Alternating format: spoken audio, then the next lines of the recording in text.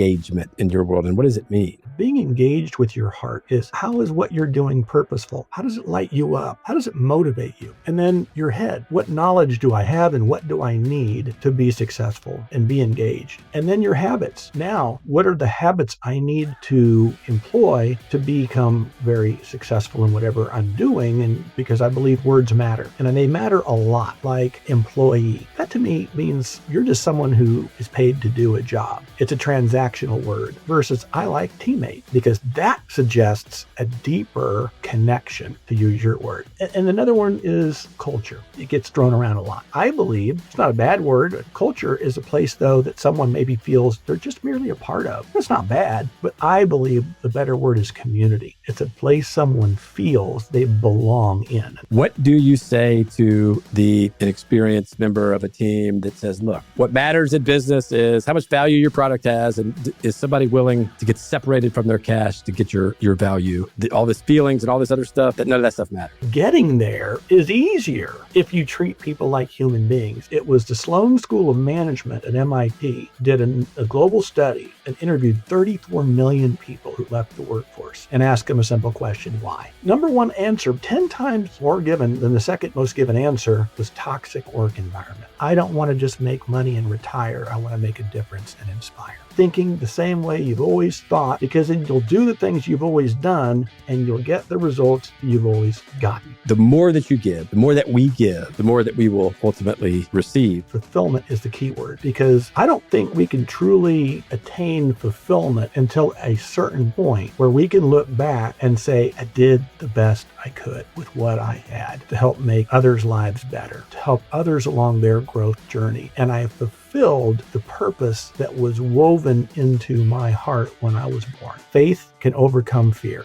and hope can overcome uncertainty. Belief overcomes doubt, and action, indeed purposeful action, can overcome the paralysis of delay. So if there's something in your life or your work that you're not satisfied with, you don't know where to start, there's a good model for you to look at and break those boundaries that are holding you back in your life, in your business, from truly creating that fulfilling experience that I know you deeply down in your heart want to experience. The world's most successful businesses understand the importance of things like company culture and employee engagement, and in creating an environment where employees feel safe to be themselves and empowered to contribute. They also understand how extraordinarily valuable things like diversity can be to a team. Diversity of thought and diversity of background, not the DEI nonsense that's become a political hot potato lately. But look, nobody understands these things better than my next guest, Mark Mears, who was an executive with companies like Pepsi, McDonald's, Frito-Lay, and JCPenney, and is now a best-selling author, expert, and coach on these topics. But enough from me. It's not what you came here for. Let's get right to it. You guys are going to love this one.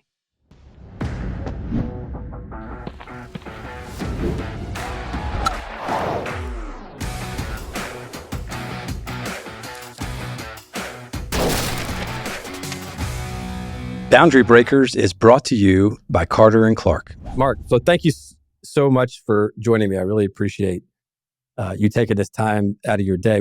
Would love to hear a little bit about your background and, your early career, where you started working and sort of where you cut your teeth.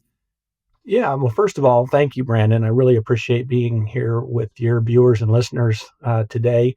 I love the term boundary breakers, the theme of your podcast, because that's what I've tried to be throughout my life and career, actually. And it actually dovetails behind a purpose statement I wrote several years ago, which is, I don't want to just make money and retire. I want to make a difference and inspire. And that means making a difference in the lives of others and inspiring them to want to do likewise. So it creates this virtuous cycle of reciprocity that's designed to help us all grow and prosper personally and professionally, while helping others do likewise, and yet by doing so, create a positive, lasting difference in the world. Well, I didn't just wake up with that. It's been an iteration. So I'll give you a little bit of background without going into too much detail. I went to the University of Kansas undergrad, and I studied mass communication, specifically advertising and integrated marketing communications, and then went on to Northwestern for graduate school. Now, I thought I wanted to be a lawyer, And so when I was going to KU, you couldn't even get into the School of Journalism until you were a junior. And so I was doing all my normal, prerequisites and getting ready for, well, what am I going to do if I go to law school? What you can't major in pre-law. And so once I talked to a few different people, they said, well, the best preparation is you're going to do a lot of reading, a lot of writing, a lot of research, a lot of presentations, but more importantly, you're going to do a lot of critical thinking in law school and as a lawyer. I said, okay, well, what curriculum will best prepare me for that? They said, well, have you thought of the School of Journalism? You're going to do all those things there. I thought, well, okay. And so I got into the School of Journalism. I started taking these different classes and I really enjoyed it. And I had one professor, Dr. Tim Bankston, who saw something in me that I'm not sure I saw in myself. Matter of fact, I'm sure I didn't. And he said, are you sure you want to be a lawyer? And I said, oh, yeah, of course. I'm just doing this. Well, have you thought about going to grad school and maybe, working in marketing and executive management someday? Well, no, not really. And I was in a fraternity and I started asking some of our guys that I knew had just gotten out, they're in law school, and what are you doing? What do you like? What do you not like? And they told me, and I got to meet some people that were, fairly young in their career as lawyers, and even some that even had their name on the letterhead. Brandon, nobody was encouraging. And so I went back to Dr. Bankson and I said, well, can you tell me a little bit more about this grad school thing? And one thing led to another. And I actually had three different schools I was told were going to be good: Northwestern, Texas, and Illinois, that all had these really good programs. Ended up going to Northwestern and was fortunate to learn at the feet of the master, a gentleman named Professor Don Schultz, who developed the concept of integrated marketing communications, or what we now know today as IMC. And now there are IMC programs all over the world. And it's a full circle moment. Actually taught in the master's IMC program at KU a few years ago. Oh, But wow. it became the foundation of my career. Those principles of integrated marketing communications, about how to build brands, internal brands, external brands, and what I'll later learn, there are actually four brands. There's the personal brand, which we were never allowed to have when we were younger, and today it's more in vogue. And then there's the employer brand, is how do you package your firm to be attractive for not only um, attracting new team members or teammates, but actually retaining your current ones. And so think of that as a four circle Venn diagram of personal brand, who asks the question, who am I? And then internal brand, which asks the questions, well, what do we stand for? The external brand, which is what value is exchanged, because I believe all business, service, and product is a value exchange. Not only what do I get for what I pay, but how do I feel about it? And then the employer brand, which is, do I belong here? And we're going to talk a little bit more about that importance of belonging. So that became kind of a framework that I used throughout some of the brand experiences I've had. When I was with Pizza Hut, we were owned by PepsiCo. I was at Leo Burnett when I was helping to run a big chunk of McDonald's business. I was at DDB when and I ran the whole Frito-Lay business. And I was at J.C. Penney in strategic planning and promotion, where I had a $300 some odd million budget and had to figure out how to allocate it to accomplish the IMC goals that we had set, to CMO of the Cheesecake Factory and other brands as well, and presidents of Mimi's Cafe, where I was able to kind of coalesce all of this knowledge, and I'll say wisdom, because I believe knowledge is learned, wisdom is shared. And that gave me now this really well-rounded career, from when I kind of got this idea of uh, how do I pay it backward? How do I live into that purpose statement that I wrote for myself several years ago? How do I go into this notion of, not wanting just to make more money and retire, but make a difference in the lives of others and inspire them to want to do likewise? And so I got this epiphany for what later became a book concept for my Purposeful Growth Revolution, 4 ways to grow from leader to legacy builder. But it's based on this model that I came up with the morning after one of the most devastating days that had happened before, when I was president of Mimi's Cafe, and we were owned by Bob Evans Farms Inc. at the time, and was leading them through a sale process. And the deal closed on a Friday. We're drinking champagne on the weekend and thinking that this is going to be a rightful owner. And on Monday morning, I have a meeting with the new CEO. We already had this meeting scheduled. It was to plot our future together. And at 8:05, I'm out the door. We've decided to move in a different direction. I'm like, what? Over the weekend? Um, so we were living in California at the time, and Southern California. And this was February 21st, I think, 2013. And I had one of those, so that just happened moments. And after a fitful night of sleep, I got up early the next morning and I took the dog out back to do his business. And Brandon, as God is my witness, we had this fig tree in our backyard that was barren from the 5 or 6 weeks of winter we do get in Southern California. And as the sun came over the wall in our backyard, it shone on that fig tree. And on one branch, there was one tiny little green sprig of a leaf just starting to bud. And it was in that moment I got this an epiphany that a leaf is a symbol of growth and rebirth. And I kind of played around with that in my mind, took the dog inside, went into my office and got my computer, started banging out a treatment for leaf as a symbol of growth and rebirth. But I got to thinking, I used to manage, not necessarily lead, with the rule of threes.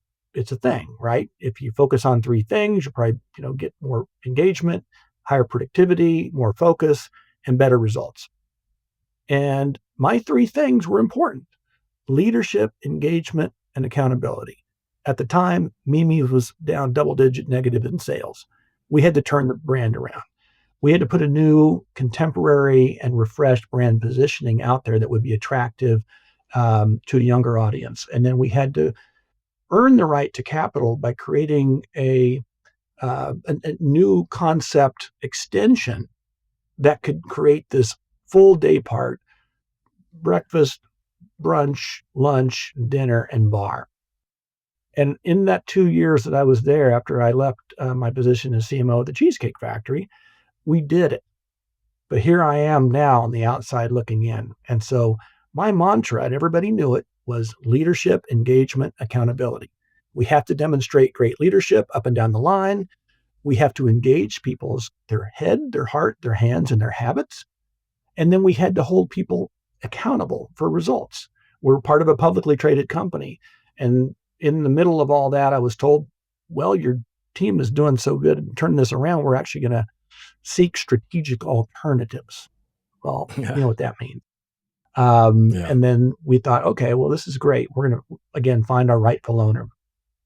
It didn't happen that way. And so that next morning, as I started writing down leadership, engagement, accountability, I'm like, why didn't that work? Well, now, Brandon, I believe in the higher power of fours. There are 4 seasons, not 3. There are 4 directions, not 3. There are 4 chambers to the human heart, not 3. There are 4 elements to an atom, the source of life, not 3. And I could go on and on with this foreplay, but you get the idea. So I said, what was missing?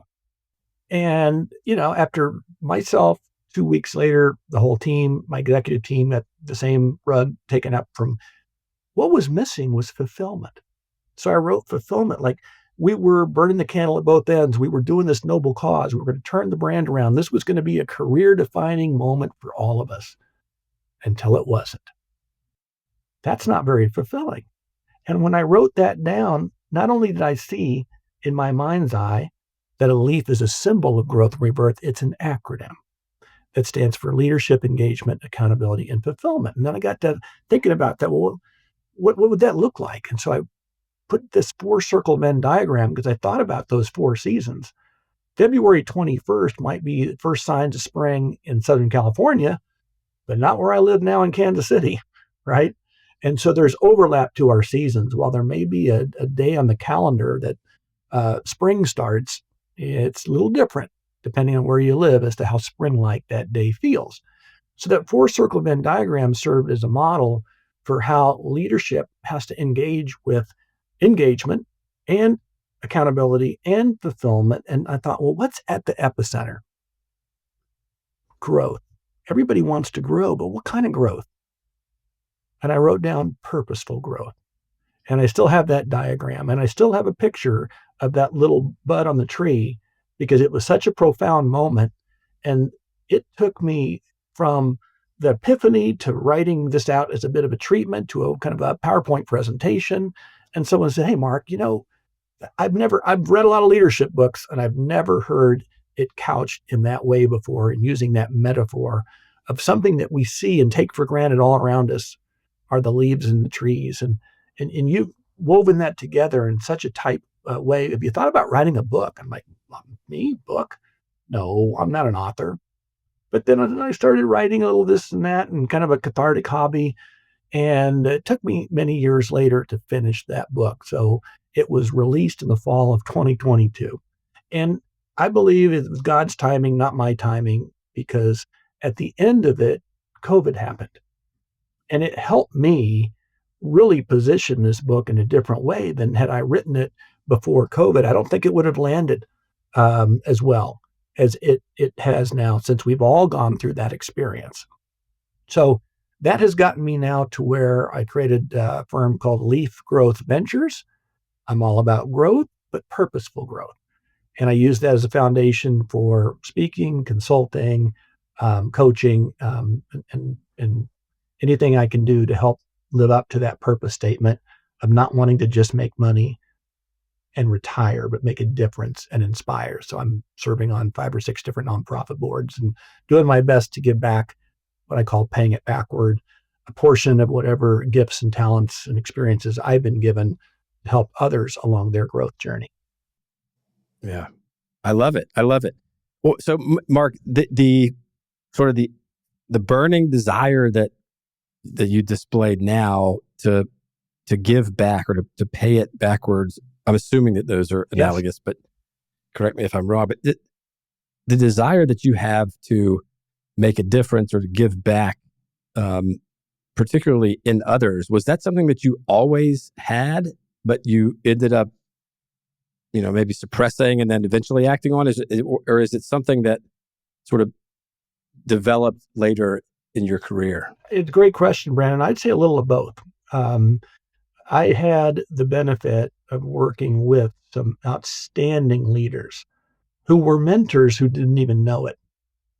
They were role models who I aspired to be. David Novak, who recruited me and I worked with at Pizza Hut when he became the head of marketing. And then later he went on to become the co-founder and chairman of Yum Brands, and is just an amazing leader. And I always said, I want to be like David. I want to lead like David. Very inspirational. His major kind of thesis is the importance of recognition and reward. And when he was CEO of Yum Brands, his office in Louisville, Kentucky, had pictures of people. He would take a picture of people with different awards. I want to say KFC had the Rubber Chicken Award, Pizza Hut had the Cheese Head Award, and Taco Bell had the Sauce Packet Award or something like that. But when I was at Pizza Hut, he created something called the Silver Pan Award. And I remember, and he would give it out at each monthly kind of marketing meeting and recognize someone who was living into the values and getting results and et cetera. And I remember my name getting called. And I remember standing up in front of the whole group while he extolled the virtues of this young Mark Mears who was doing X, Y, and Z, took a picture, got that. I may still have that silver pan somewhere in a box. It was so meaningful. Probably cost, a buck or two to produce, but its measure was invaluable. So David then took that and took pictures of people throughout his career at Yum Brands, and he posted them in his office. And when he ran out of room, he put them on the ceiling. And when he ran out of room on the ceiling, he put them in the walls up and down the hallway leading to his office so that no one could walk in there and not understand his thesis that recognition and reward is a motivating and engaging factor that helps people be their very best. And I could go on and on with other leaders. David Overton, who's the founder and CEO of the Cheesecake Factory, very different leader. He would carry around these yellow notepads and the old-fashioned way, scribble notes in meetings, and each different notepad had to do with a different aspect of the business. And he was writing ideas, always trying to think about ways to make the brand better. And a matter of fact, He would go down to tastings every afternoon in the kitchen, um, and it'd say something's not right, and then the chefs would be all trying to figure out what does he like, and he's just it's just not right. And I would come back tomorrow. I want it to be right. And they'd all be like, okay, asking the question, is this the best it could be? I don't care if it's an existing recipe or a brand new concept. His goal was always, is this the best it can be? And the answer is always no. We can always be better. So, a couple of just data points that kind of guided me as I watched these fantastic leaders and said, what can I learn from them? And again, while there was no formal mentoring going on, it was me like a sponge soaking up these tremendous leaders, how they led, what they said, what they did, how they made you feel. And I said, I want to be like that, and I want to help others be like that. So I use the term pay it backward. Most people say, well, isn't the term or phrase pay it forward, Mark? And I'm like, no, hear me out. Not only am I a growth junkie, I love growth in all of its forms: personal, professional, relational, spiritual. I believe that makes us whole people. And I like to learn how to be a better whole person, and I like to help others, be likewise. So I got to thinking, when I'm not only a growth junkie, I'm a coffee junkie. And I love Starbucks. So when I go through the drive through, I will pay for the car behind me.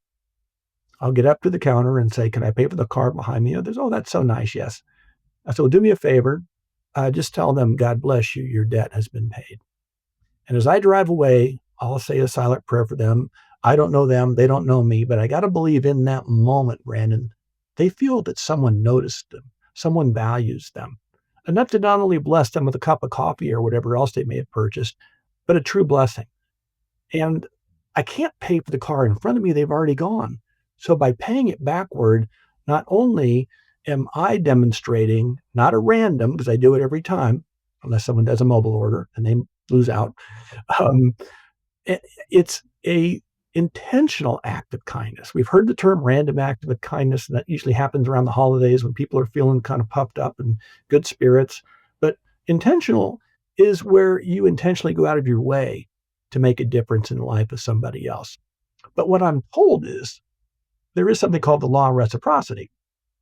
And what I'm told is that when someone does something nice for you, you feel inspired to do something nice for them, and oftentimes in greater measure. So now imagine that car behind me thinking, well, I'm going to pay for the car behind me, and so on and so forth. And I'm told it happens. So that really is the inspiration. And it was an iterative process. I think I always had it in my heart. I didn't really know how to express it.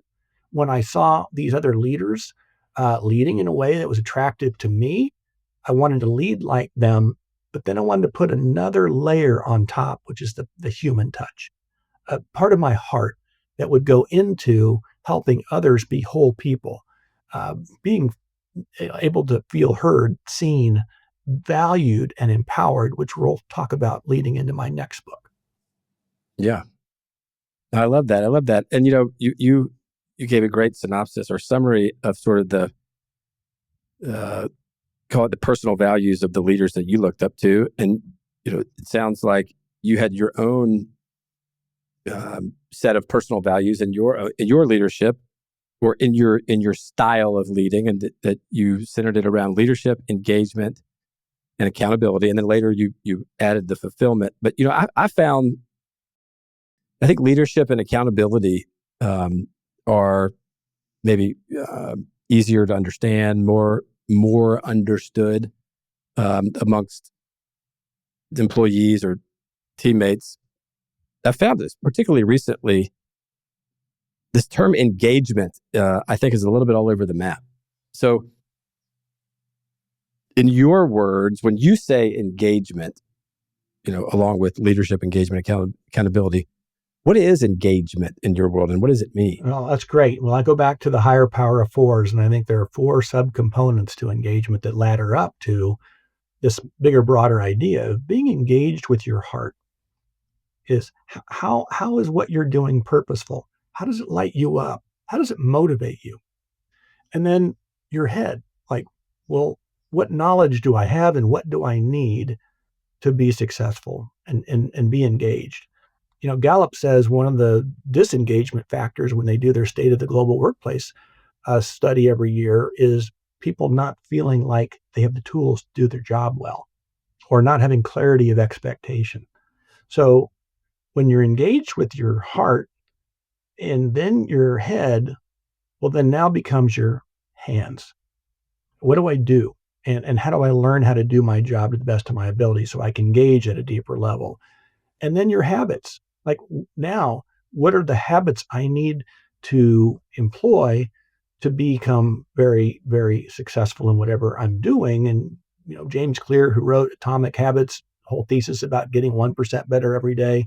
So if you want to be truly engaged, you have to be engaged. I believe, again, think of this as a 4-circle Venn diagram where they overlap, all revolving around purposeful growth, engaging with your heart, your head, your hands, and your habits. Gotcha. So these days, when somebody hears the buzzword, oh, we were discussing employee engagement at firm X. Would it be fair to say, that connection potentially is a synonym that could be used to describe engagement? Like, in other words, how connected are the employees with their head, their heart, and their hands? Is just often we get jargon in business that ends up being spoken over and over and over again. It becomes sort of this. It becomes less defined as we go on. And employee engagement is one of the things, particularly recently, I have found that, I've had people look at me like, what are you even saying when you mean employee engagement? But is connection, is how connected an employee is to what they're doing and their role in the business. Is that a fair way to summarize it? Yeah, I think connection's a good word. And let's go back there because I believe words matter. And they matter a lot. And not just because I come from a integrated marketing communications background, right? But I'm someone who loves to study things and question things, and when I look at certain words, like I said, paying it backward is a phrase, and someone said, Mark, didn't it pay it forward? And I told them why. And it's like, oh, well, that makes sense. And then I look at a word like employee. That to me means like you're just someone who is paid to do a job, right? It's a transactional word, right? Versus I like teammate. I used to use team member because I thought that was a really noble word. And as someone who grew up in sports, I remember what it was like to go to the coach's office and see the names of those who made the team on the door and said, well, here's your number, here's your role on the team. I thought that's great. Well, then I love now the word teammate because that suggests a deeper connection, to use your word, right? I think about, sports teams. I live here in Kansas City, and Travis Kelce is a great tight end. And I was just listening to Sports Talk Radio this morning where one of the tight ends, Noah Gray, was talking about how great Travis is about imparting his wisdom into not only the other tight ends, but the other receivers. He's not content just to be great himself. As a true teammate, he's sharing what he knows. He's connecting what he knows to help benefit other people. Why? Because if they're successful, the whole team wins and he wins, right? And another one is, culture. It gets thrown around a lot. And I believe it's not a bad word. Culture is a place, though, that someone maybe feels they're just merely a part of. That's not bad. But I believe the better word is community. It's a place someone feels they belong in. Notice that I emphasized the word feels in both instances. But in this case, with community, I want to double down on the word belonging. Because you think about DEI and how it's being used just indiscriminately in the news these days and in businesses, and I think wrongfully so.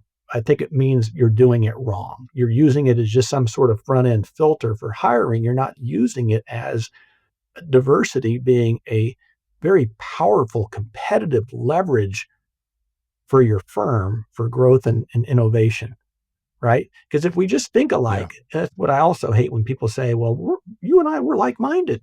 Well, great. We may agree on certain issues, and that's great. But I believe we should be like-hearted. Because if we're like-minded, we're just going to agree with one another. And often then you get groupthink, which was, I think, developed back in 1971 by a Yale professor who talked about groupthink and the perils of just thinking alike. You don't get innovation. You don't get growth. But if you're like-hearted, that means we listen to one another. We learn from one another. We may not walk away agreeing on everything, but we may have gotten a little closer to understanding each other. And we may have learned something that we didn't know before, right? So this idea of belonging is so important because the way I look at it, diversity gets us in the door. That's good. Equity gives us an equal voice. Better yet, inclusion gets us a seat at the table. Holy cow, that's great. But if we don't feel we belong, we're likely not going to feel psychologically safe enough to be vulnerable to give of our very best for potential fear of retribution. Well, what if I say something stupid or I worked a long time to get this seat, right? I don't want to give it up so we're not getting the best out of that team member. What I've found is oftentimes they just leave. If they don't feel they belong, who cares what boxes they check demographically, right? It's all about, there's a couple of ways I look at diversity, almost like a yin and yang simple balance. There's inward diversity and outward diversity. Most of us are familiar with outward diversity. It's all the protected classes, right? But that just says, where you're from and what you look like and are like on the outside. And that's important because our lived experiences help to inform then our inward diversity, which is how we think and how we contribute. And at the end of the day, the two together create this kind of new model where the whole is greater than the sum of its parts. So connection's not a bad word, but I want to emphasize belonging. And I say that because in community is a better word than culture, right? Because it's a place that you feel you belong. So connecting the dots is leaders today need to create communities of belonging instead of merely perpetuating cultures of conforming. And when I worked at Pizza Hut, we were owned by PepsiCo. There was a phrase called Pepsi Perfect. And people looked a certain way, dressed a certain way, and that they fit this mold of the PepsiCo executive, right? And today I look at that as short-sighted.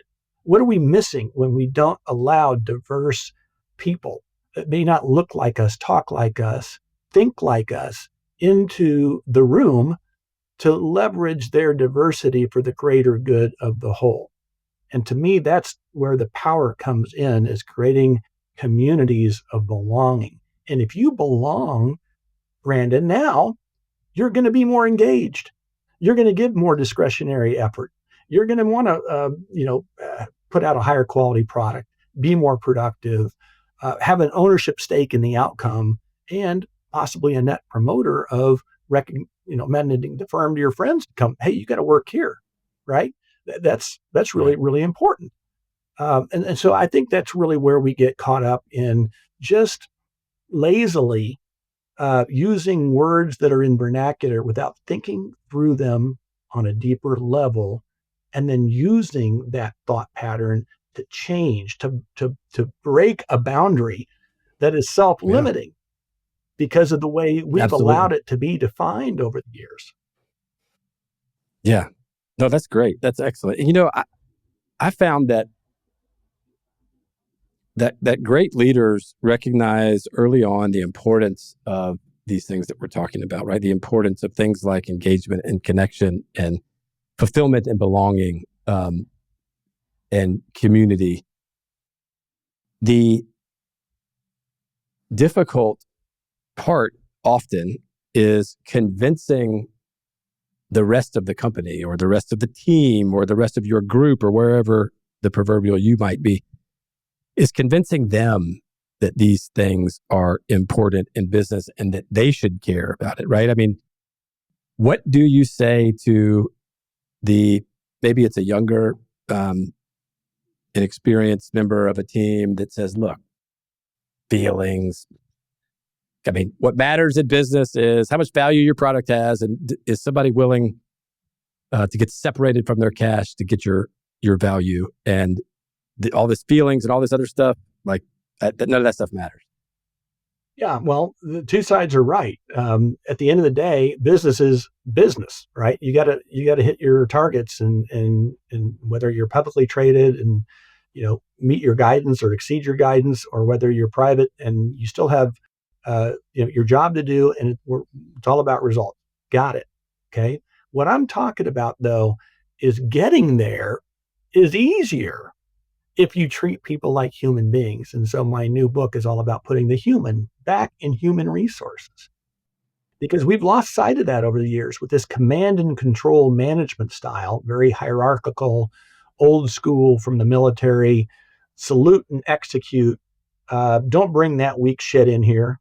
I don't want to hear Yeah. about your personal life or what you did on the weekend. Just keep your nose to the grindstone, get the job done, right? And those of us of a certain generation, we lived through it. And I'll say we tolerated it or maybe survived it, but that didn't make Yeah. us thrive. That didn't create a deeper sense of engagement. That basically said, we don't have another choice. Well, today, younger people do. Okay. As a result of COVID and a lot of people, feeling like, oh my gosh, I kind of got a real taste of what mortality looks like, whether I got it myself and I was scared because we had shelter in place. Who's ever heard of that term? Right. We didn't know. We didn't know from day to day. We had to, hole up and stay 6 feet away from people. And it was a scary time. And our whether you got it, like I said, or whether you had a family member hospitalized or God forbid someone you knew died as a result of it, it gave us a bit of a timeout that allowed us to reflect deeply on not only what, but who matters most in our life. And so it was the Sloan School of Management at MIT did a global study and interviewed 34 million people who left the workforce and asked them a simple question: why? So we've heard the term great resignation, right? And that number one answer, 10 times greater, more given than the second most given answer, was toxic work environment. It was as if people said, I'm mad as hell and I'm not going to take it anymore. I am not going back to that environment. And that's where the gig economy has exploded. And then you factor in the influx now of a younger generation, not only younger edge of millennials, but now Gen Z, who saw their parents go through all that stuff I'm talking about and said, I don't want that. And they're now voting with what jobs they take. And we're seeing people, and I've got now almost 28-year-old twin daughters, and I don't want to just call this me search, but I guarantee you both of them are smarter than me, but both of them have a vastly different image of what work means to them versus what it meant to me when I was kind of coming up, right? And we're seeing, people say, I got this offer. I'll take less money to go to this firm because I feel like I can live into my purpose there. I feel like they have a purpose beyond a paycheck. And I feel like I could learn and grow and thrive there. Because for younger people, newsflash, they don't want to be managed and required. They want to be led and inspired. And they want to change that myth that most of us were taught of work-life balance, which is very linear. You get good grades, you get a job, you get promoted, you get married, you have a few kids, maybe you get promoted a time or two, change jobs, and you save some money for college, and maybe by the age 65, you get the gold watch and you ride off into the sunset in retirement. That's a myth.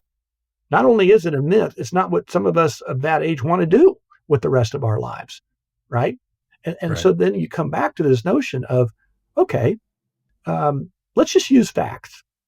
If that many people left the workforce because of toxic work environment, we're seeing Gallup, who does their State of the Global Workplace study every year, where it's all about engagement with their famous Q12 questions. And we're seeing the most disengagement factors are lack of clarity, lack of understanding of a purpose or mission of the company, lack of ability to do what I do best, so not a strength-based opportunity, and it goes all the way to not having regular and meaningful feedback, to not feeling cared about at work.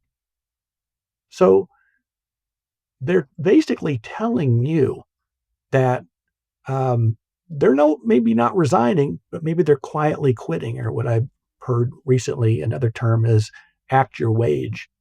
Um, and I thought, well, that's kind of Right. clever, but it's for those of us who are leaders, that puts us in a real precarious position.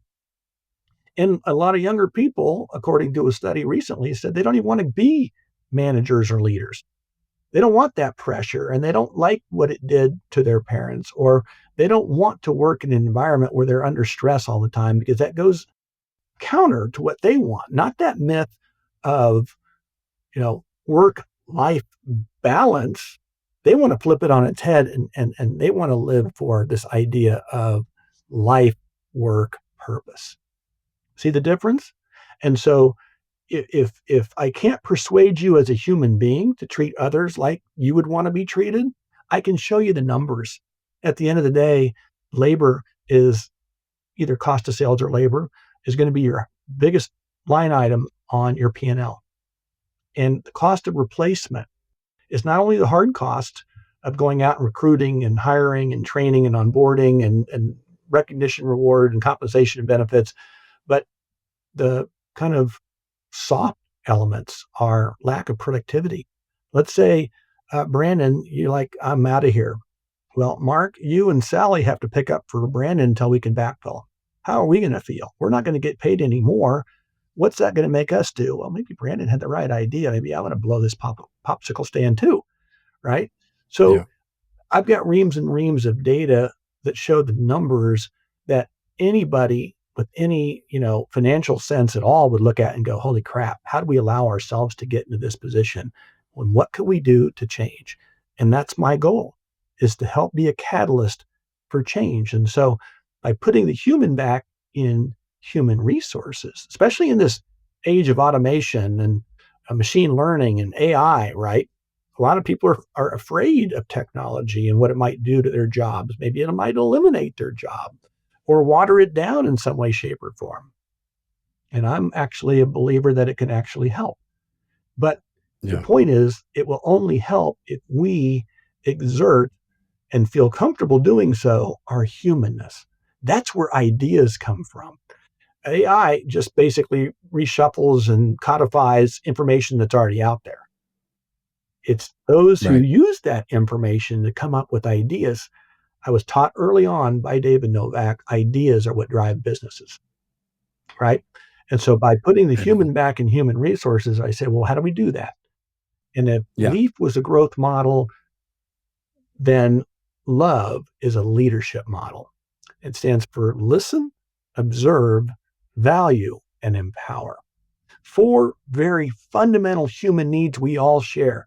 We all need to feel seen and heard. We all need to be valued for who we are. And we need to be empowered to grow into the very best version of ourselves. And that is something that is now the core of my second book.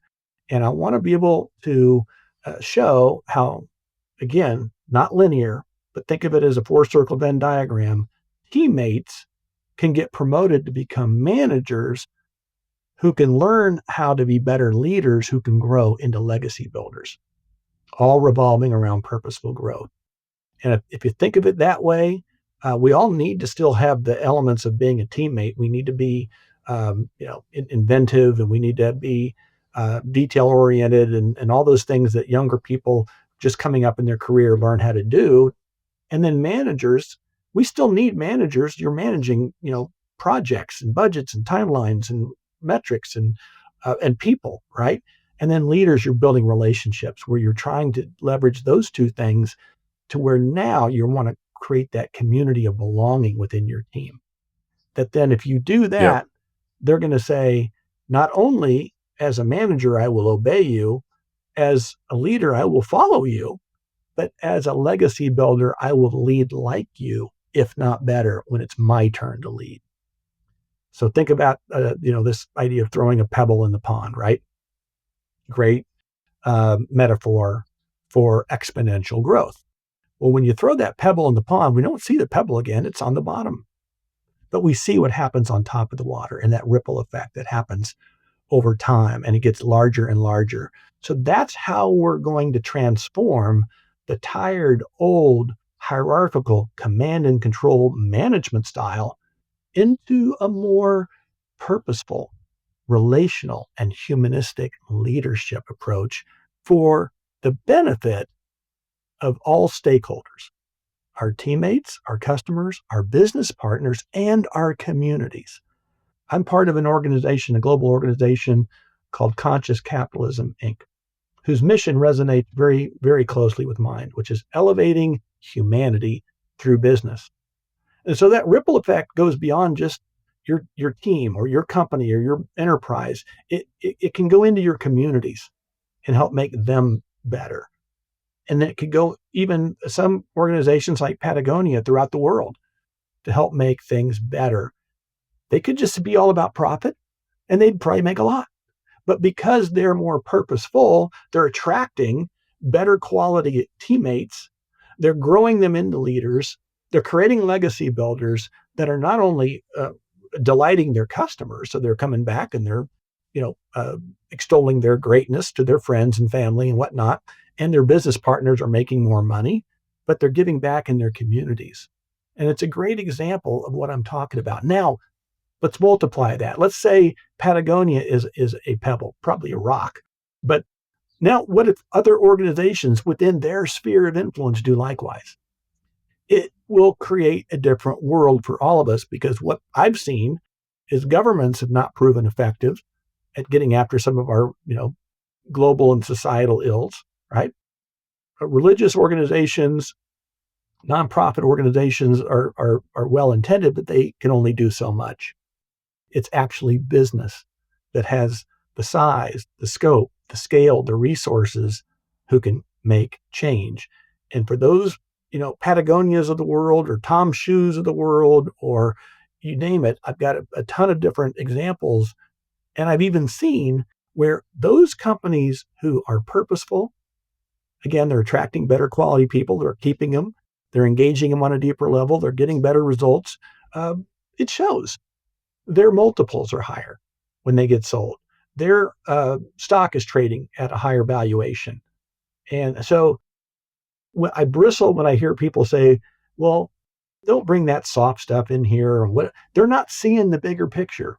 And that's really where I'm trying to be this Pied Piper, to lead this revolution, to help others see. Maybe one of the things that I've been told throughout my career is, Mark, you're a visionary. You were able to see dots and patterns and possibilities and weave them together in ways that take complex, chaotic situations and kind of wrap them up in a bow in a way that's bite-sized, in a way that makes sense, and in a way that makes people or inspires people to take action. And I thought that's probably one of the best compliments I've ever received. And I'm thankful I've received it more than once. I don't have very many gifts, Brandon, but I'll take that one because I feel we're all given unique gifts, and we all have to find out what they are so that we can build them up into a strength-based approach, and each plays our role. Again, as a fan of the Kansas City Chiefs, and when I was in Pizza Hut, I was part of the PepsiCo culture. It was like, well, we want you to be a more well-rounded executive. So we're going to take you from marketing and put you into finance. So you learn finance, or in operations. It'd be like telling Patrick Mahomes, I know you're one hell of a quarterback, but you can't tackle for crap. So we're going to put you on the defensive line for a while and get you to be a more well-rounded football player. That's crazy talk, right? Yeah. So we all have to understand our strengths, build on them. That doesn't say we don't address weaknesses, because we all have them. I know I have more than my share. We do, but we fixate and really focus on how do we make our strengths the best they can be. Yeah. I love it. You did a great job of answering. You mentioned something where you said that if we can institute the things that you're talking about, and we care about the things you're talking about, that's the best outcome for all stakeholders.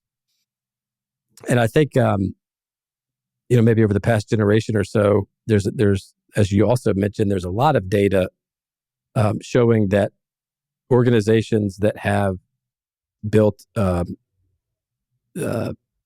valuable community, that have a sense of belonging, where there's engagement, accountability, leadership, et cetera, outperform, competitors that do not. I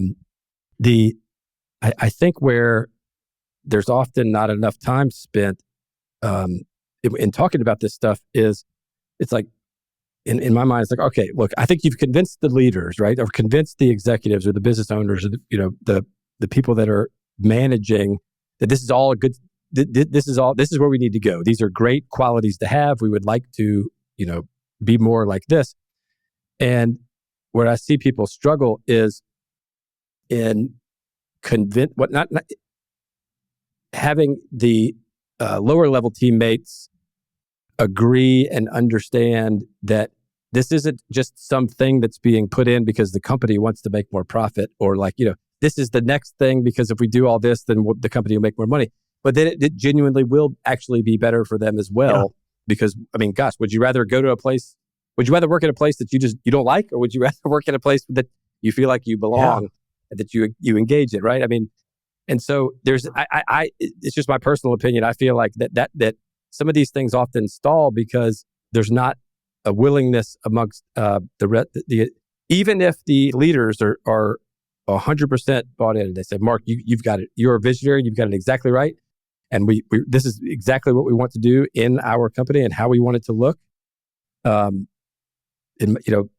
I just think that's sort of step one. Now they've got to convince all of their people that they're not just rolling out some, the latest monthly craze or whatever. Yeah, and I'll look at it just a little bit differently, Brandon. I'll say it's the leaders that have the issue.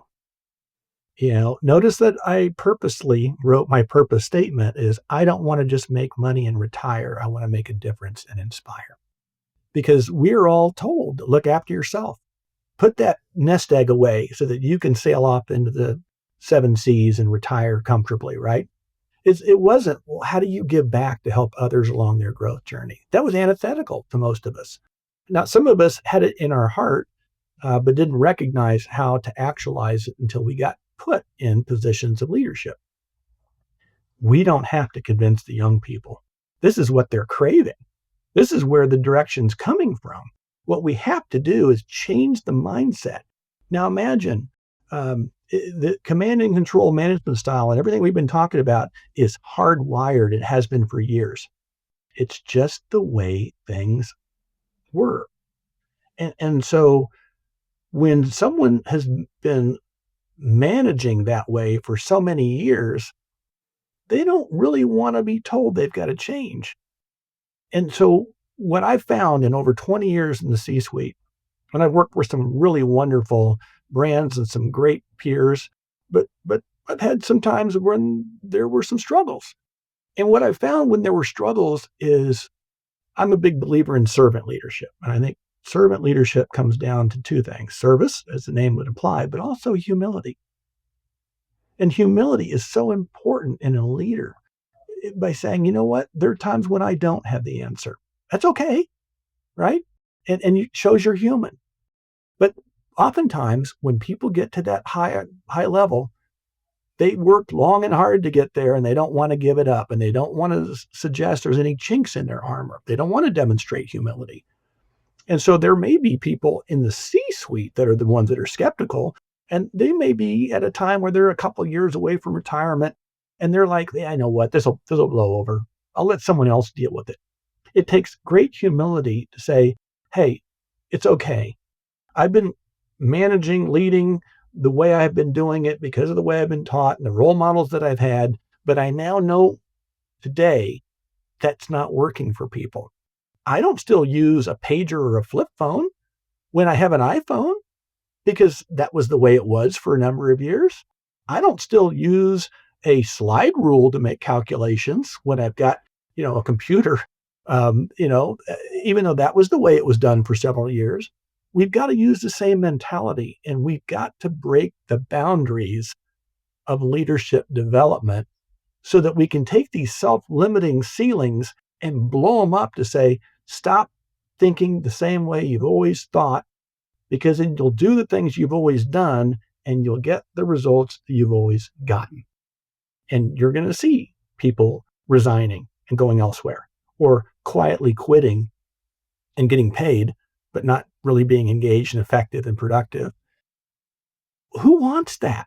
At some point, senior leaders have got to look themselves in the mirror and say, I'm not perfect. I don't care if there's a C in front of my title. I know that I'm really good at certain things, but I still have a lot more to learn. And if this is the way the winds are blowing, the direction is going, and we no longer use a slide rule, I now need to know how to make prompts for AI to do my job better. You've got to have that open mind and open heart to be more service minded, and I believe more demonstrate more humility. And when you do that, people will then look at you as a person and not just a boss. And that's another word I hate, is the word boss, right? And Yeah. I still see it. I still see it in global executive search firms, in all their materials, or research companies. People still use that word. I'm like, words matter. How are you going to change a hard wire by still using the same words and hoping that the results will be different? Because words matter. Words lead to intentions. Intentions lead to actions, and in actions result in feelings. And again, I'll come back to this, Brandon. I'll challenge anyone. I don't care what industry you're in. I don't care what vertical or what role you play. We're all in the people business. And if we want to be successful in the people business, we have to be in the feelings business. And to me, it doesn't require an MBA. It just requires being human. And we're all human. And if we go back and think about what makes us human and how we want to be treated, then all of a sudden it opens up a new possibility for how even old dog leaders can learn new tricks. Yeah. I love that. I think that's very wise. You mentioned sort of the passion for giving back. And I've often thought about this, where's the line between, see if I can ask this question in a way that makes sense. It's sort of like the individual that spends a lot of time giving back and does a lot of community service. And if you ask that individual, why they do community service, I think that there's a lot of people that would say, well, I enjoy giving back. But if you sort of go a little bit deeper, the answer is because it makes that person feel good to do that, which is a great thing. Don't get me wrong, but that begs the next question, which is, well, so which is it? Is it somebody doing something that makes themselves feel good, or is it somebody doing something because they're giving to somebody else? Because we're ultimately, if you push it far enough, sort of selfish creatures, if you will. But on the executive side of things, I mean, what do you tell your clients in terms of the necessity of a desire to give back?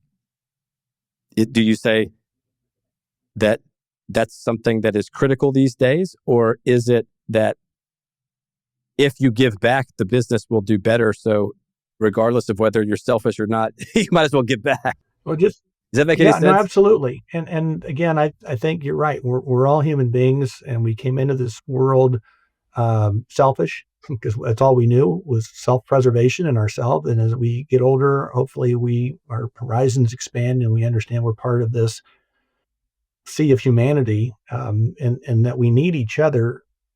And we've always needed community, whether it was the cavemen around the campfire or tribes of Indians where wisdom was shared, and on and on and on, right?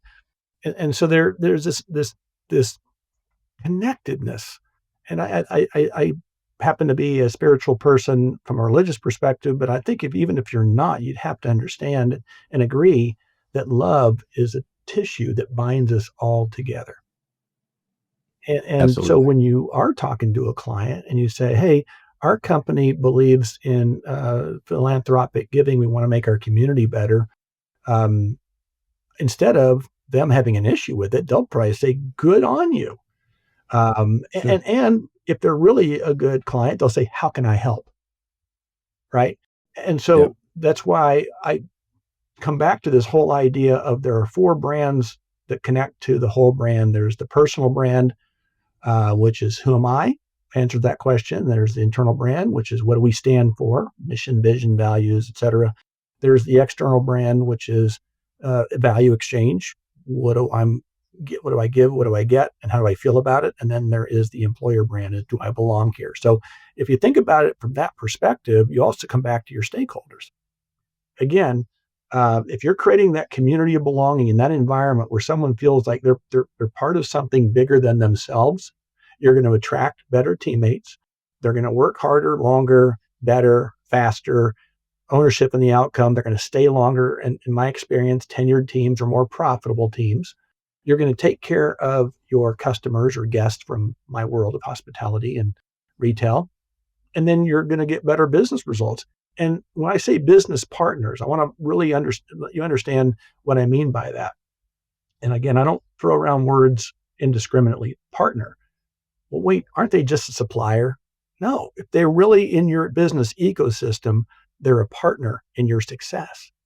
And I've been in several companies where I've headed up restaurant marketing and menu, and we have partners, and it could be Tyson, it could be Heinz, it could be Pepsi or Coke or whomever, but we treat them like partners because they have information and access to ideas and people and resources that we probably don't have within our own four walls, right?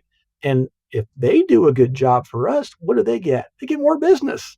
Their contracts get renewed, right? And then we think about this idea of giving back.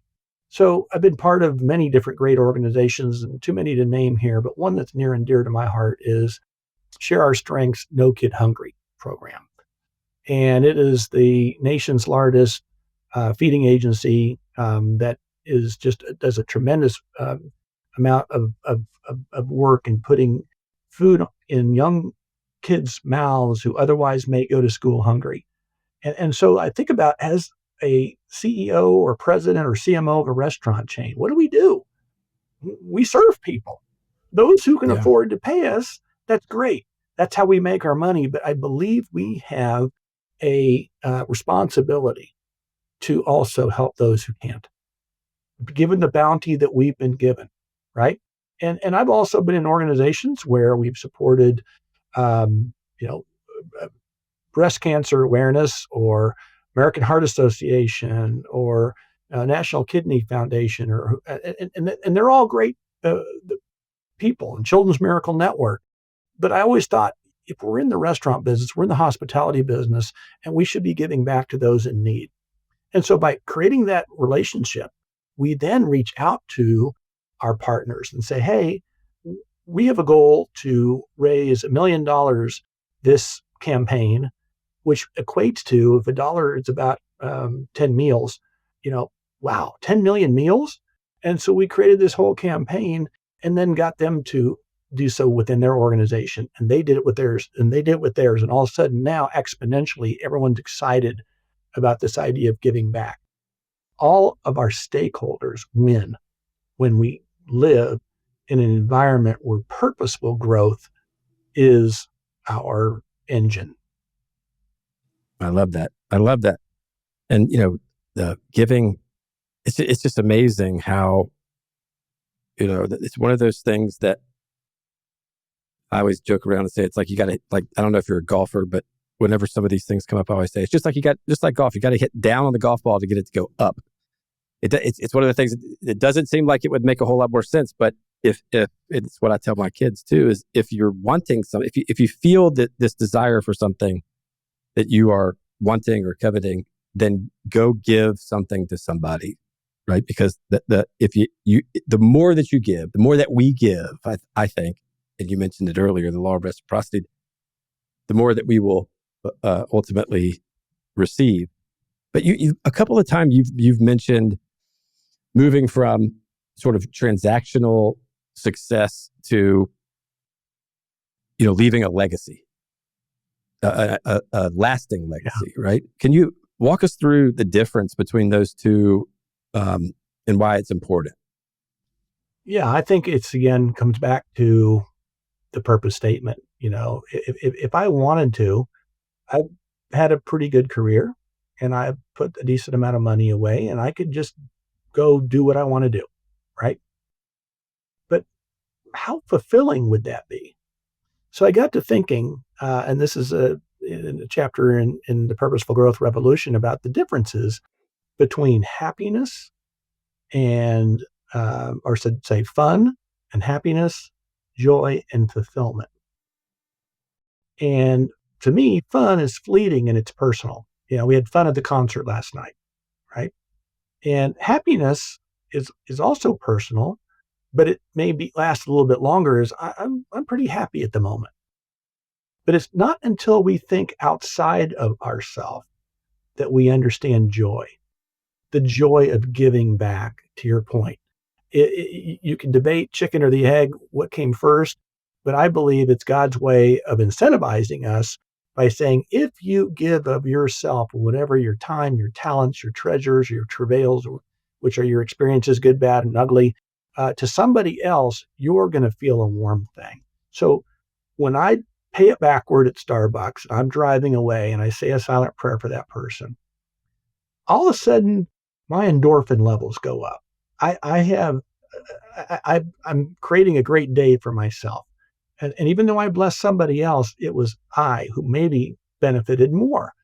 So that gives me great joy to give back. To answer your question, fulfillment is the key word, because I don't think we can truly attain fulfillment until a certain point where we can look back and say, I did the best I could with what I had to help make others' lives better, to help others along their growth journey. And I fulfilled the purpose that was woven into my heart when I was born. And that's where I come out of this, is fulfillment is really the pinnacle of those three other elements. We definitely need fun in our life. We definitely want to be happy, of course. That'll make us individually and in our inwards feel better, right? But it's not until we think outside of ourselves that we're able to really feel true joy. And then when we do that consistently over time, we feel a deep sense of fulfillment and closure that I think's magical. Yeah, that is so well put. So unbelievably well put. Well, so for those in the audience that are interested and want to learn more about Leaf Growth Ventures, number one, let us know where they can go. But also, and if somebody wants a copy of your book, where can they go for that? Yeah, too? well, let's start there. The Purposeful Growth Revolution, 4 Ways to Grow from Leader to Legacy Builder, is available on Amazon in all forms. If you're someone who's a digital person, it's an ebook. If you're more tactile like me, there's a paperback and even a hard cover option. And then someone said, hey, Mark, I'm not really a reader, but I listen to a lot of podcasts and a lot of audiobooks. And so I've recorded it as an audiobook as well. So I've got all bases covered. And it would be an honor if you were to read this book for me, but I believe it will be an opportunity for you to grow into a more purposeful leader and fulfill your purpose in both life and work, which leads me to my website, which is markamears.com. And don't forget the A, because I couldn't get the domain for markmears.com. And A is my middle name initial. And so it will give you a little more understanding of what I'm all about, ways you can connect with me there. But also there's a free purposeful growth self-assessment that you can take. It only takes about 6-7 minutes maybe, but it'll also give you a benchmark as to where you are in your journey of personal and professional growth. And then LinkedIn is the best place to connect with me, and I'll follow you back. And what I'd like to do, and you can subscribe to my newsletter there as well, but by connecting with me, I can learn from you. And as a growth junkie, I don't have all the answers, right? And I love to learn. And so this will give me an opportunity to create kind of a mutually beneficial relationship where we can help each other. That's great. That's great. So it's www.markamears.com. Mears.com. Yeah, It's that's MARKAMEARS.com. correct. Fantastic. Well, hopefully there's a bunch of folks listening that will start overwhelming your site here. That would be It is a just good a couple problem of to have. days. But Mark, I looked over and I don't know if you noticed, but I looked over at my watch and I almost fell out of my chair because I can't believe how much of your time I have taken and how much of your time you have given. My pleasure. Gosh, I'm so grateful for your willingness to take this much time with us, and I apologize for No, my pleasure. I hope I continuing didn't to ask drone on too question after long. question. I'm very No. passionate about these topics more than one, Yeah. and I hope that came across. But again, I want to just encourage you. This whole idea of boundary breakers is, we could go on and on about. There's a chapter in the book which is "Get the FUD Out." It stands for fear, uncertainty, doubt, and delay, which I believe are self-limiting, factors that keep us from being who we're created to be.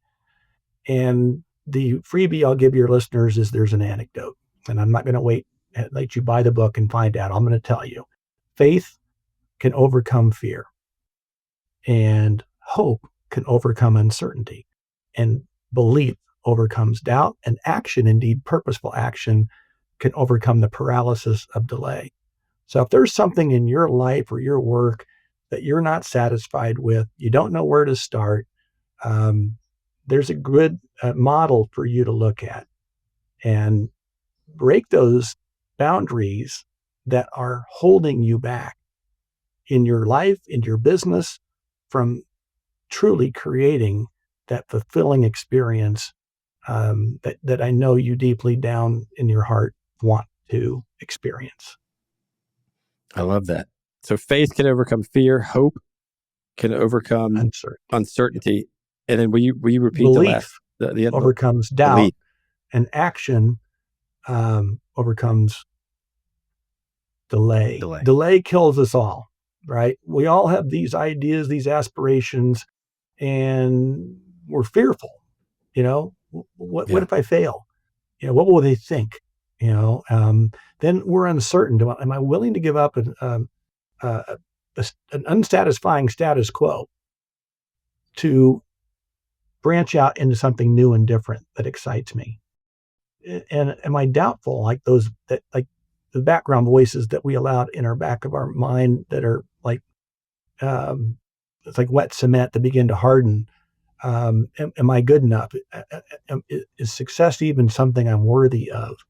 And that leads to delay. Like after all that, fear, uncertainty, and doubt, who wants to move forward, right? But one of the things that someone told me, a couple of years ago when I was kind of going through some transitional challenges, they said, Mark, when you feel like you're walking through hell, keep walking. Keep moving forward in purposeful action, and repeat that over and over. Faith overcomes fear. Hope for a richly imagined future can overcome the uncertainty of your life and where you are now. And belief, maybe in a higher power, but more importantly, belief in yourself, that you are good enough, you are worthy, that overcomes those doubts that hold you back. And taking purposeful action, not just like a chicken with your head cut off and running all over the place action, but purposeful action that says, what can I do every day? Back to that James Clear Atomic Habits model of getting 1% better every day. What can I do today to get a little bit better, and tomorrow a little bit better? And then before you know it, we're off and running. Yeah, that's just fantastic. So thank you for that golden nugget for the audience. Very much appreciate it. My pleasure. Very much appreciate it.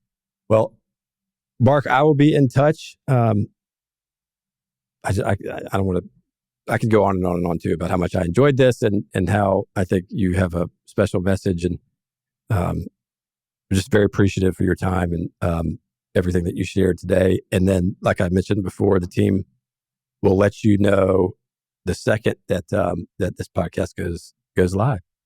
Excellent. Well, let's get connected on LinkedIn as well. Brandon, what's your last name again? Ansley, Ansley. Ansley. I'll find you real quick here. Yeah, let's connect, and then I'll wait for. When do you think podcast will. It's usually it's no more than a week. It's usually 3 to 4. Well, it's probably Tuesday or Wednesday. Okay. Yeah. Perfect. So the team does an amazing job editing. They may have their work cut out for them on this one. No. You were like the perfect guest. You kidding? All right. Mark Mears.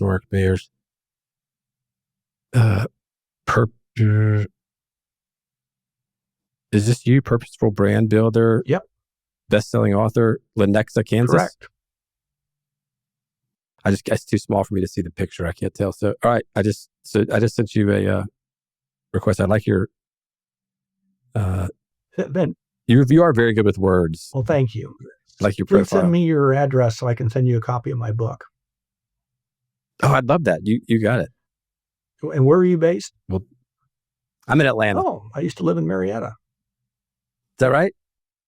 2003 to 2006. Okay. And I was born here, believe it or not. Still what area? Here. So I was born at Northside Hospital in Atlanta. And I live in Buckhead now. That's a great area. I used to love going to Chastain Park, the amphitheater for music events. As a matter of fact, when I was in Atlanta, I was the CMO for Blimpie Subs. Oh, okay. When it was based there, and we had a whole summer music theme, and we tied in with Chastain, and we called it the Summer of Love. And we had all sorts of different things going. So I had a chance to go to some really cool concerts there. And then later I lived in LA and was able to go to the Hollywood Bowl. And so I'm just a big fan of it. Outdoor amphitheaters and in Red Rocks in Colorado, and one of the best in the world. Yeah. I love it. I've been there a bunch too. My kids play sports there at NYO, which is just across the street from where the amphitheater is. And that's not too far from Northside Hospital, right? That's right. That's exactly right. Yep. So I know it well. That Chastain Park area. I grew up on Mount Vernon Road, which is about 5 minutes from Chastain Park.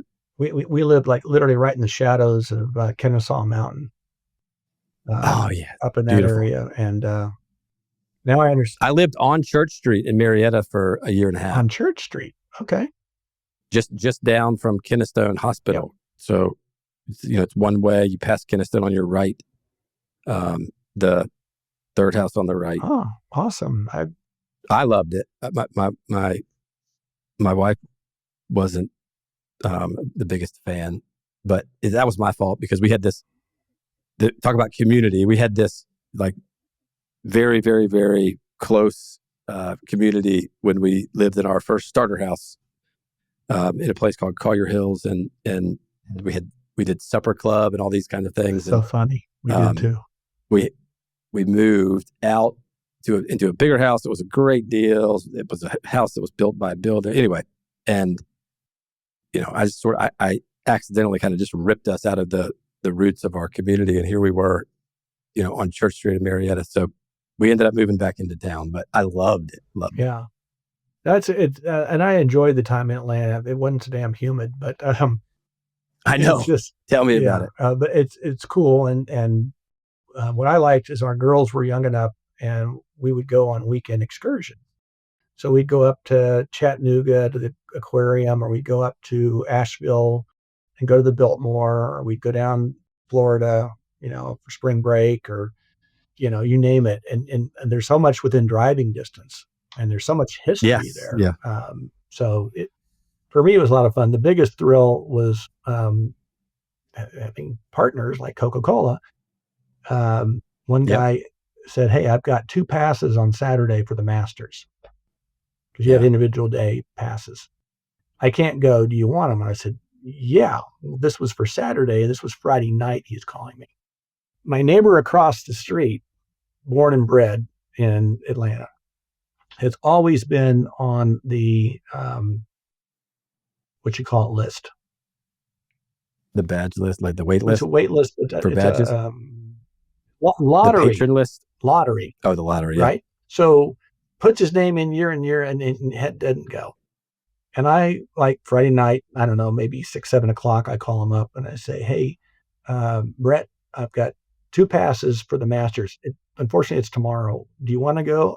And he like burst into tears, like, are you kidding? Oh, wow. I've tried my whole life to go. Yes, I want to go. So we got up early the next day, drove out to Augusta and spent the day, and it was, I believe it was the one that was Phil Mickelson, like this first 21. So we weren't there on Sunday, but we were there on Saturday. And so we walked the whole thing. We just soaked it up. I bought a bunch of souvenirs because you can't buy them outside of there. Yeah. And Exactly. now is one of my great memories of Atlanta. I love that. I love that. That's special. That's really cool. And you were able to give, right? You were able to give that to somebody. Yeah. To your buddy. Amazing. What business are you in, if I might ask? So my company it's called Carter and Clark, and we do land surveying for large home builders all across the country. Oh, wow. Awesome. Yeah.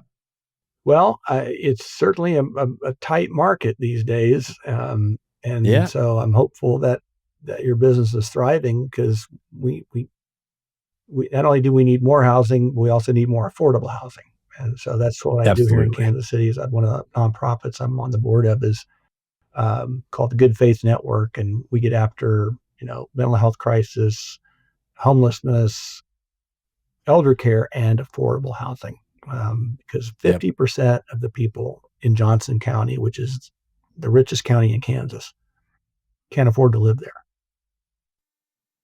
And so we're working on an affordable housing trust fund that will incentivize developers to want to build, more affordable housing instead of just higher end housing.